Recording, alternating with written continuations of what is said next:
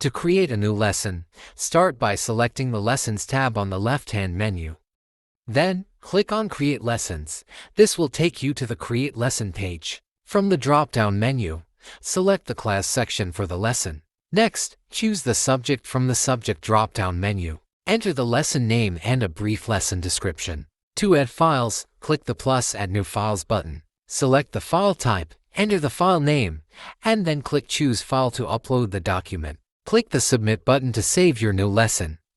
A confirmation message will appear at the top right, and the new lesson will be listed below. From the Lessons tab, select Create Topic. On the Create Topic page, use the drop-down menus to select the class section, subject, and the lesson you just created. Enter the topic name and topic description. To add a file, click plus Add New Files. Select the file type, enter the file name, and click Choose File to upload the file. Click the Submit button to save the new topic.